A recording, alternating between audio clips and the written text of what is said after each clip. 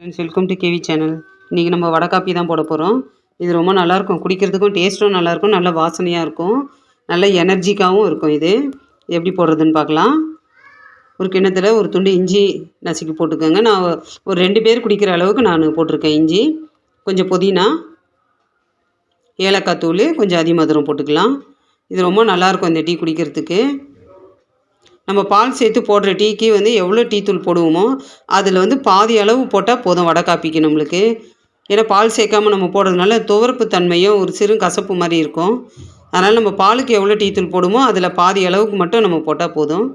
குடிக்க ரொம்ப நல்லாயிருக்கும் இது. இப்போ நான் ஒரு 2 பேருக்கு குடிக்கிற அளவுக்கு நான் போடுறேன். இதில் 2 டம்ளர் தண்ணி விட்டு அது 1.5 டம்ளர் ஆகிற வரைக்கும் கொதிச்சா போதும். இதில் நீங்கள் நாட்டு சர்க்கரை இல்லை கருப்பட்டி இல்லை பனங்கற்கண்டு எது வேணாலும் போட்டுக்கலாம். சர்க்கரை உங்களுக்கு எது விருப்பமோ நீங்கள் அது போட்டு குடிச்சிக்கலாம். இதில் எது போட்டாலுமே அது நல்லாயிருக்கும். பனவெல்லாம் போட்டால் டேஸ்ட் ரொம்ப நல்லாயிருக்கும். நான் சர்க்கரை தான் போடுறேன். இந்த சர்க்கரை பார்த்திங்கன்னா சுகர் லைஃபு, அந்த சர்க்கரை தான் நான் யூஸ் பண்ணுறேன்.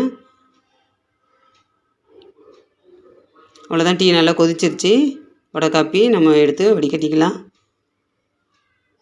இது குடிக்க ரொம்ப நல்லாயிருக்கும். நீங்களும் இது செஞ்சு பாருங்கள். எப்படி இருந்ததுன்னு கமெண்டில் சொல்லுங்கள். இந்த வீடியோ பிடிச்சிருந்தா ஒரு லைக் பண்ணுங்கள். சப்ஸ்கிரைப் பண்ணாதவங்க சப்ஸ்கிரைப் பண்ணுங்கள். அடுத்த வீடியோவில் பார்க்கலாம். இது டீ குடிக்க ரெடி ஆகிடுச்சு.